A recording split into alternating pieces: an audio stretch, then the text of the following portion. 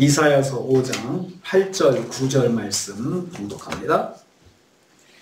이사야서 5장 8절 9절 말씀 같이 봉독합니다. 가옥에 가옥을 이으며 전토에 전토를 더하여 빈틈이 없도록 하고 이 땅 가운데서 홀로 거주하려 하는 자들은 화 있을진저 만군의 여호와께서 내 귀에 말씀하시되 정령이 허다한 가옥이 황폐하리니 크고 아름다울지라도 거주할 자가 없을 것이며. 아멘. 아멘.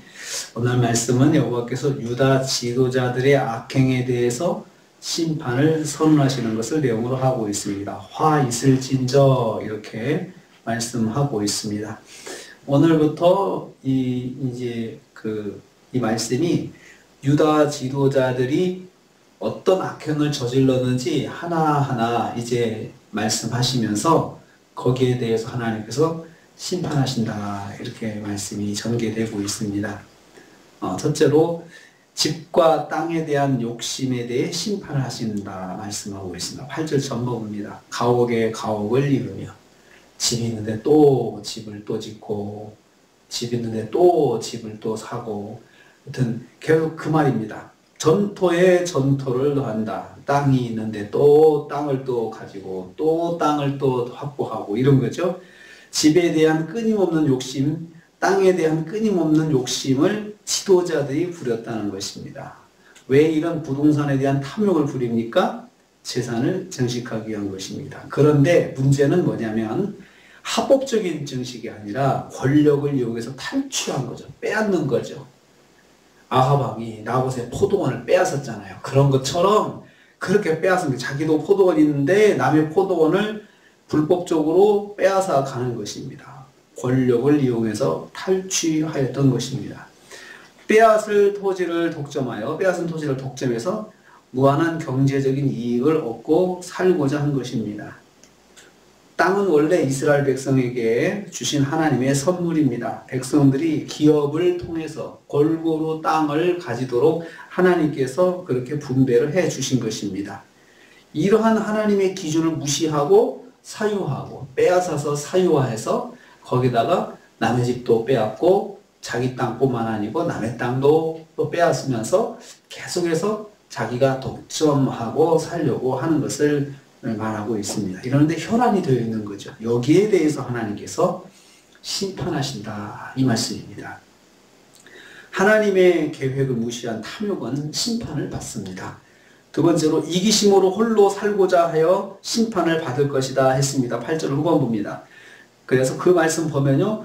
홀로 거주하려 하는 자들은 그 많은 땅을 가지고 그 많은 집을 가지고 있으면서도 사람들이 가까이 오는 것을 허락지 않아요. 혼자 산다는 거죠. 그 넓은 땅을 혼자 살고 싶고 그 많은 집들 속에서 혼자 살고 싶다고 하는 것입니다.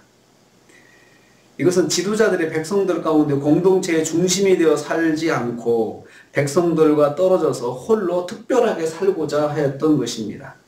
가난한 백성들 외면하고 연약한 백성들 무시하고 그들의 재물을 빼앗아서 자기만 누리며 살겠다고 하는 것입니다. 이게 지도자들은 원래 하나님의 공의를 드러내고 자신들이 가지고 있는 그 위치와 환경을 통해서 백성들을 유익하게 하고 하나님 말씀대로 잘 섬겨서 더 풍성하게 만들어줘야 될 의무가 있는데 그것을 무시한 거죠. 자기만 누리고 자기만 소유하고 공동체의 백성들의 삶을 무시하고 외면하는 지도자들에게 그 지도자들 하나님께서 이제 심판하시겠다 말씀하시는 것입니다. 화 있을진저라고 했습니다.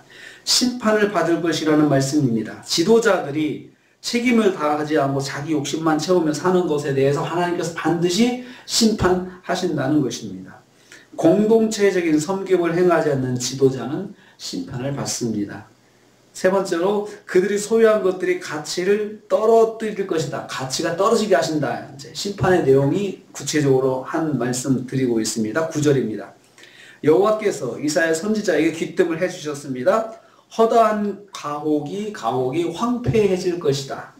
많은 집들이 다 쓸모없는 집이 되고 말 것이다. 또 그들이 수탈하고 탐욕을 부려가지고 확보한 재산들이죠. 이것들에 대한 응징입니다. 그들의 집이 쓸모없게 되어 쓸모없는 집이 되게 하실 것입니다. 그들도 백성들에게 행한 만큼, 백성들이 받은 만큼의 고통을 당하게 하신다는 말씀입니다. 집이 크고 아름다울지라도 거할 자가 없을 것이다 했습니다. 아무리 공들여서 성취한 산업이라도 그 성취한 것을 전혀 누리지 못하도록 만들어 놓으시겠다는 것입니다. 백성들을 고통스럽게 하면서 장만한 집에 행복한 누림을 누리지 못하도록 하나님께서 막으신다는 것입니다. 집이 아무리 크고 아름다워도 살 수 없는 집이 되게 만들어 놓으신다는 거죠. 그래서 하나님께서 그 하나님 말씀을 어겨가면서 확보한 것들, 빼앗은 것들, 탈취한 것들, 이런 것들을 거기서 행복하게 누리지 못하게 하나님께서 막으시겠다는 것입니다. 하나님의 심판 중 하나는 누리지 못하게 하는 거 있습니다. 많은데 누리지 못해요. 돈도 많은데 누리지 못하고 고통을 받게 하고, 가진 것도 많은데, 먹을 것도 많은데 누리지 못하고 먹지 못하게 하고, 그래서 구경만 하면서 고통을 당하게 만드시는 것이 하나님의 징계 중에 하나입니다. 그렇게 하실 것이다 라고 하나님께서 이사야 선지자에게 귀뜸하고 있습니다. 우리가 아무리 내가 내 힘을 다해서 확보하고 가지고 한다 하더라도 그럴 수는 있습니다. 그렇지만 그 속에서 행복한 누림을 갖지 못하게 하나님께서 막으신다. 하나님이 없이 한 것들, 하나님을 무시하시면서 하면서, 하나님 말씀 무시하면서, 하나님 말씀 불순종하면서 하는 얻은 것들은 하나님이 그렇게 심판하신다라고 말씀하고 있습니다. 다시 말씀드리지만요, 왜 이런 말씀을 하실까요? 왜 이런 말씀 하실까요? 소선지서에 나홈이나 또 학개나 또 스가랴나 이런 데 말씀 보면요, 계속해서 선지자를 통해서 이렇게 말씀하셨어요. 그러니까 빨리 회개하라. 빨리 회개하라. 그러니까 빨리 회개하고 돌아와라. 그러니까 회개하고 금식하면서 하나님 앞에 나와서 회개하면 지금이라도 듣지 않았으니, 그게 계속 이 말씀 속에 깔려 있습니다. 이렇게 말씀하신 하나님의 마음이 정말로 어떻게 보면 참 아쉬운 소리를 하시는 것 같아요. 정말로 어떻게 보면 하나님께서 창조하시고 하나님 자연 삼으신 것이 책임이시기 때문에 끝까지 그 책임을 놓지 않으시는 하나님의 모습을 볼 수가 있습니다. 오늘 하루를 우리가 삽니다. 하나님 우리에게 대해서 무한한 사랑을 가지고 계시고, 우리가 연약할 때 더 마음 아파하시면서 고통스러워하시면서 우리를 말씀으로 인도해 주시는 하나님이십니다. 그 하나님을 의식하면서 오늘 하루도 주님과 동행하시는 저와 여러분 되시기를 주님의 이름으로 축복합니다. 주님 감사합니다.